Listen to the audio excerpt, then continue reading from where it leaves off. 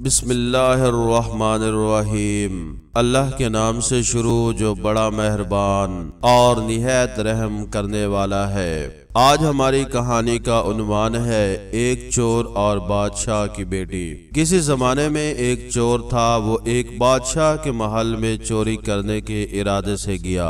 رات کا وقت تھا اور محل کے ایک کمرے سے بادشاہ اور اس کی بیوی کی گفتگو کی آواز آ رہی تھی۔ وہ کھڑے ہو کر سننے لگا، اگرچہ ایسا سننا غلط ہے، ناجائز ہے، چوری ہے، لیکن چور تو چوری ہی کرنے کے ارادے سے آیا تھا، تو اسے سننے میں کیا چیز مانع ہوتی ہے؟ آخر وہ چور ہی تو تھا۔ اس چور نے سنا کہ بادشاہ اپنی بیوی سے کہہ رہا ہے کہ میں اپنی بیٹی کی شادی ایسے آدمی سے کروں گا جو نہایت متقی اور پرہیزگار ہوگا، بہت اللہ والا ہوگا۔ جب چور یہ بات سن رہا تھا تو اس کے دل میں خیال آیا کہ کیوں نہ میں کچھ ایسا بن کر دکھاؤں کہ بادشاہ میرے ہی ساتھ شہزادی کی شادی کر دے۔ دل میں ایک حرص پیدا ہو گئی۔ اب وہ چوری کرنا تو بھول گیا، لیکن دھوکہ دینے پر اتر آیا اور گھر جا کر بہت دیر تک سوچنے لگا کہ کس طرح میں اس بات میں کامیاب ہو سکتا ہوں۔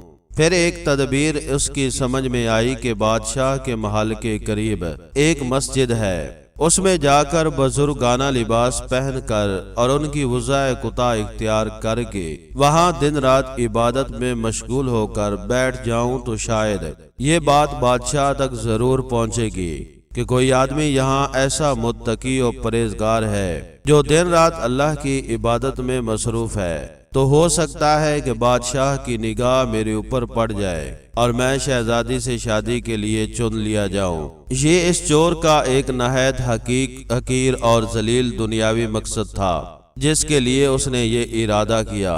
پھر اس نے اپنے پروگرام کے مطابق بزرگانہ لباس و پوشاک وضع قطع اختیار کر کے اس مسجد میں جا کر نمازوں پر نمازیں، ذکر و تلاوت، مراقبہ سب شروع کر لیا۔ دن گزرتے رہے اور لوگوں میں شہرت ہوتی گئی کہ کوئی اللہ لے بہت بڑے ولی یہاں آ گئے ہیں جو دن رات عبادت کرتے ہیں، یہاں تک کہ یہ بات بادشاہ تک پہنچ گئی کہ یہاں کوئی اللہ والے آ کر بیٹھے ہیں، جوان، زہد و عبادت میں لاجواب، تقوی و طہارت میں بے نظیر۔ جب بادشاہ کو یہ بات معلوم ہوئی تو انہوں نے اپنے ارادے کے مطابق غور و فکر شروع کر دیا کہ شہزادی کے متعلق جو سوچا تھا اس کے لیے اسی کا انتخاب کیوں نہ کر لیا جائے۔ بادشاہ نے اس سلسلے میں گفتگو کے لیے اپنے وزیر کو بھیجا۔ وزیر شخص کے پاس مسجد پہنچا اور با ادب ہو کر اس سے کہا کہ میں آپ کی خدمت عالیہ میں بادشاہ کی طرف سے ایک پیغام لے کر آیا ہوں۔ اس نے پوچھا کہ کیا پیغام ہے؟ وزیر نے بتایا کہ بادشاہ نے کئی سال پہلے یہ فیصلہ کر لیا تھا کہ وہ اپنی بیٹی کا نکاح ایک ایسے شخص سے کریں گے جو بڑا متقی و پرہیزگار ہو، اللہ والا ہو، اور وہ اس کی تلاش میں تھے۔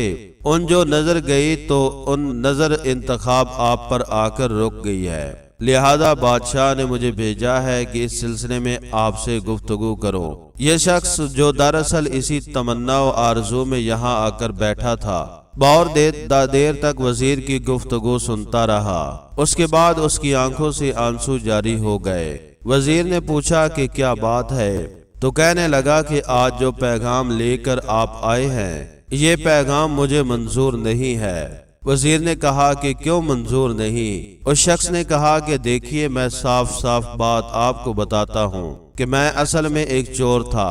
ایک مرتبہ بادشاہ کے محل میں چوری کے ارادے سے گیا تھا، پھر جو کچھ بھی ہوا اس کو سنایا، اور اس کے بعد اس چور نے کہا کہ میں نے تو یہ وضع قطع اسی حرص کی وجہ سے اختیار کی تھی، لیکن میں یہاں آ کر بیٹھا تو میرے خدا نے مجھے اپنا بنا لیا۔